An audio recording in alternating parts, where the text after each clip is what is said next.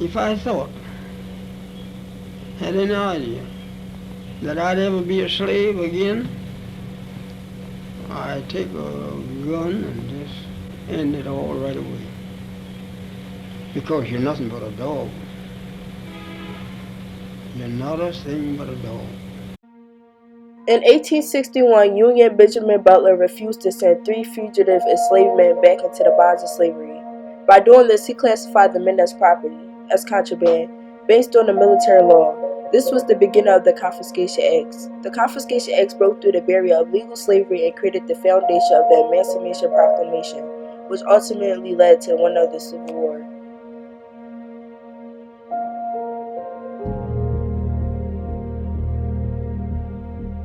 Abraham Lincoln is elected the 16th President of the United States over a deeply divided nation. The issue of slavery had heated the nation to the boiling point. Becoming the first Republican to win the presidency, Lincoln received only 40% of the popular vote, but handily defeated the 3 other candidates.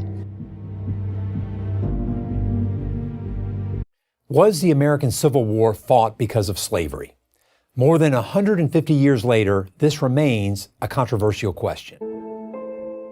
As far as it goes, this question was answered clearly in one of the most well-known speeches. In Alexander Stephens, the Vice President of the Confederate States of America, cornerstone speech, he states, "Our new government is founded exactly upon the opposite idea. Its foundations are laid, its cornerstone rests, upon the great truth that the Negro is not equal to the white man, that slavery's subordination to the superior race is his natural and normal condition." In U.S. history, the withdrawal of 11 slave states from the Union during 1860 to 1861 following the election of Abraham Lincoln as president. Secession precipitated the American Civil War. The South knew that Lincoln would not settle for slavery because he was voluntarily open about it and made it clear. In his letter to Albert G. Hodges, he states, "I am naturally anti-slavery. If slavery is not wrong, nothing is wrong. I cannot remember when I did not so think and feel, and yet I have never understood that the presidency conferred upon me an unrestricted right to act officially upon this judgment and feeling. It was in the oath I took that I would, to the best of my ability, preserve, protect, and defend the Constitution of the United States." The Fugitive Slave Law of 1850 allowed whites to legally hunt down any escaping slaves, or even if you just randomly spotted them, you were required to send them back to their slave masters. We call the Fugitive Slave Clause, which orders states to deliver up fugitives from labor, the euphemism for runaway slaves, when they are requested by slaveholders. That clause gets translated into the first 1793 statute, which is a civil statute about the returning of these fugitives from labor. That was a law that wasn't well enforced according to Southern slaveholders. They complained about it bitterly, especially in the 1840s, and that's what led to the creation of the 1850 Fugitive Slave Act that was part of the Compromise of 1850. This 1850 statute, this was much tougher than the earlier one. It punished people who harbored runaways, members of the Underground Railroad, with both civil penalties and criminal penalties, including up to 6 months imprisonment if they were caught and prosecuted successfully.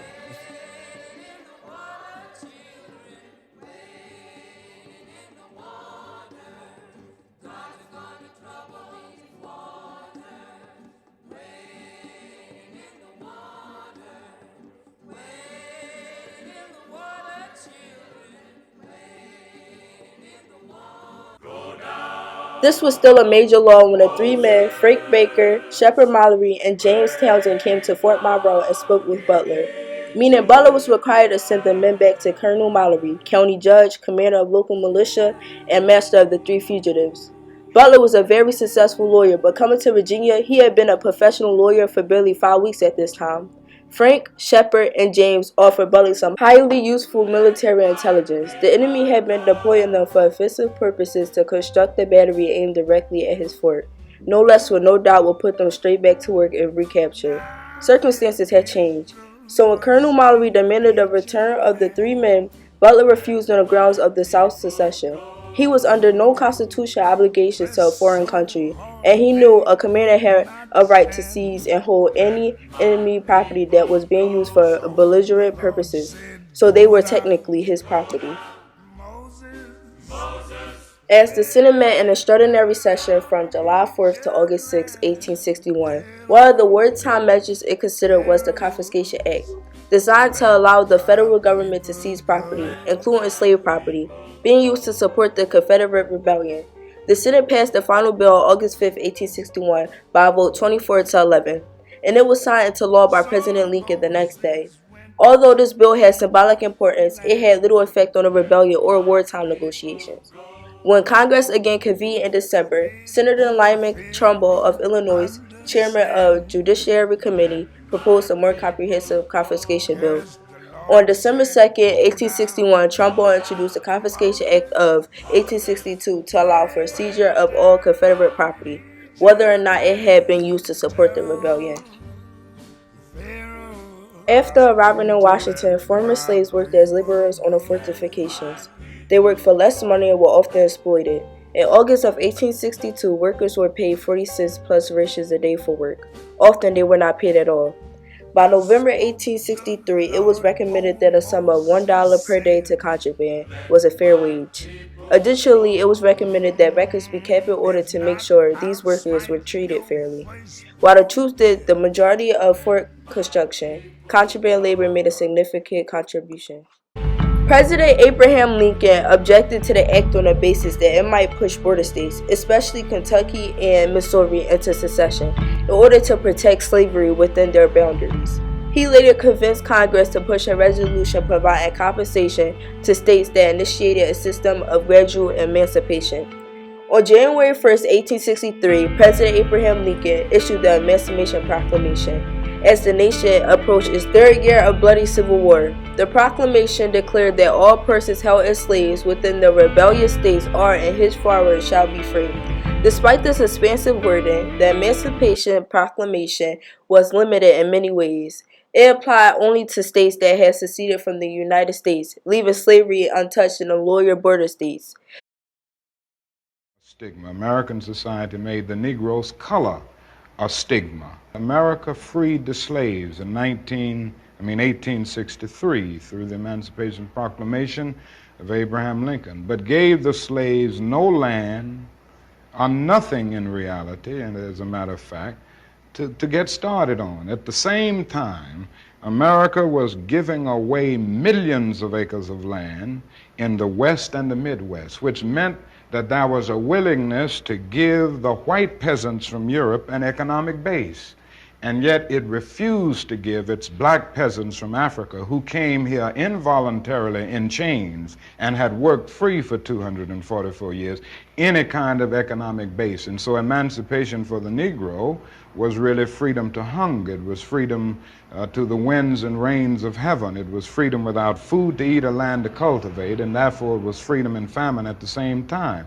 And when white Americans tell the Negro to lift himself by his own bootstraps, they don't look over the legacy of slavery and segregation. I believe we ought to do all we can and seek to lift ourselves by our own bootstraps, but it's a cruel jest to say to a bootless man that he ought to lift himself by his own bootstraps. And many...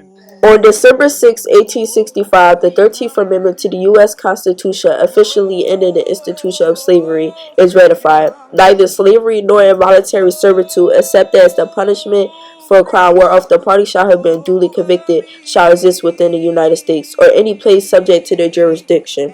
With these words, the single greatest change wrought by the Civil War was officially noted in the Constitution. It borrowed from the Northwest Ordinance of 1787 when slavery was banned from the area north of the Ohio River.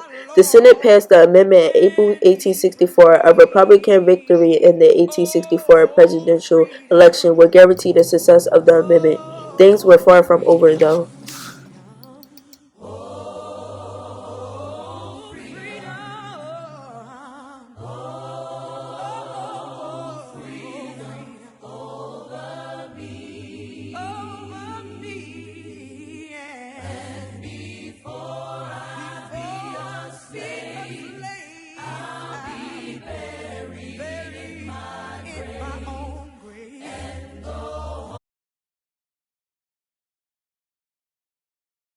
As you can see, the Confiscation Act has done many things for African Americans. It started off as people running for their life and end off as them walking freely. There, of course, was much more to work on even after the 13th Amendment, such as segregation, discrimination, execution, etc. There still is a lot more to work on now, such as police brutality, a crooked system, and the majority of African Americans that are dying are killed by their own brother or sister. It's just that now no one can see the chains and nooses holding us back. That major outrage this morning after a behavioral therapist was shot by an officer after he held his hands in the air, lying on the ground, his patient with autism sitting right nearby. ABC's Gio Benitez has more on this story. Good morning to you, Gio. Amy, good morning to you. That new video taking social media by storm overnight. The unarmed black behavioral therapist shot by police on the streets of Miami. And police say it all started when they got a call about a man threatening suicide. You say the child's father, 25-year-old Nafis Monroe, used the child as a human shield while trying to buy drugs with counterfeit cash. Monroe was arrested over the weekend and charged with recklessly endangering another person and endangering the welfare of a child.